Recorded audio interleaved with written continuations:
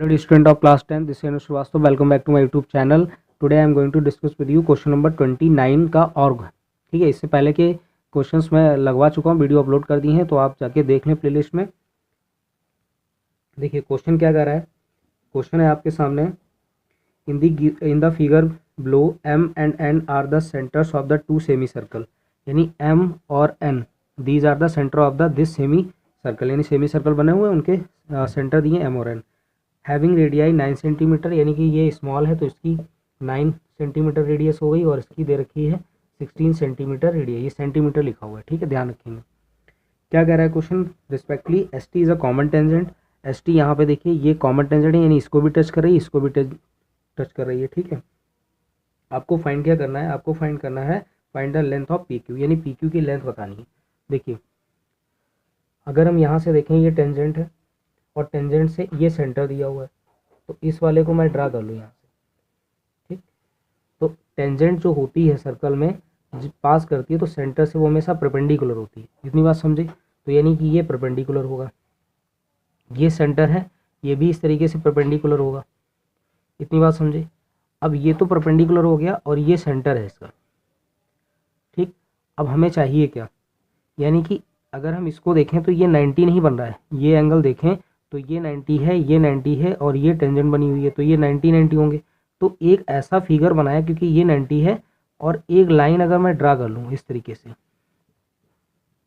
ये सेंटर थोड़ी है इसका, ये पॉइंट एक ड्रा कर लिया, यानी इसके एक लाइन पैरेलल ड्रा कर ली हमने। क्या किया है, पैरेलल लाइन ड्रा की, draw a parallel line M, इसको मान लीजिए यहाँ पे एक्स मान लीजिए, draw a parallel line M X to the line P Q के ड्रा कर दिया। अब ये 90 है तो ये भी 90 होगा, ये 90 है तो ये भी 90 होगा। इतनी बात समझ पाएंगे।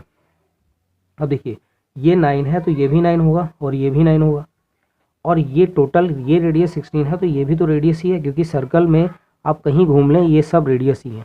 तो ये यहाँ से सेंटर से ये सर्कमफेरेंस तक रेडियस हो गई, तो ये 9 है तो ये कितनी बची, 7।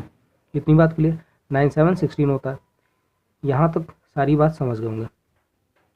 मुझे चाहिए क्या, पी क्यू। तो पी क्यू चाहिए, अगर हम यहाँ से देखें तो ये वाली लेंथ मुझे निकालनी है, सॉरी पी क्यू निकालना है। तो पी क्यू का मतलब है कि ये लेंथ मुझे पता चल जाए। तो ये पता कैसे चलेगी,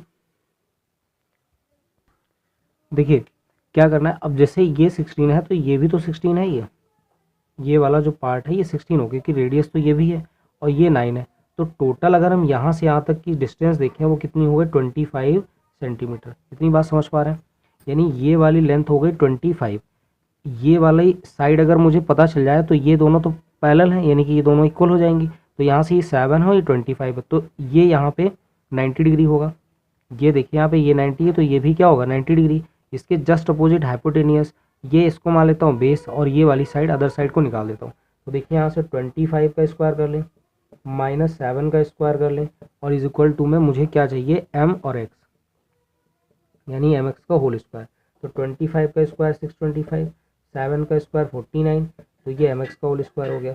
यहाँ से mx square is equal to solve करेंगे तो 15 - 9 बचेगा 6, यानी कि ये हो गया 576। तो यहाँ से mx कैलकुलेट करेंगे तो 24 हो गई। क्या आ गई, 24। तो ये वाली 24 मिल गई। ये आपको पता है ये पाइथागोरियन ट्रिपलेट होता है, 7 25 24। अगर ये 24 है तो ये भी 24 होगा, यानी हमारी जो टेंजेंट आ गई वो 24 सेंटीमीटर हो गई। लगाने का तरीका थोड़ा ध्यान रखेंगे, जितना चीज़ें इसमें बताया है ये सब लिखना पड़ेगा, क्योंकि ये लॉन्ग आंसर्स में क्वेश्चन पूछा गया है, ठीक है। जितने मार्क्स का उसके अकॉर्डिंग हम क्वेश्चन को सॉल्व करेंगे और लिखेंगे भी प्रॉपर क्या क्या मैंने इसमें किया है। ओके, वीडियो अच्छा लगा हो तो लाइक कर लें, चैनल को सब्सक्राइब करना बिल्कुल ना भूलें।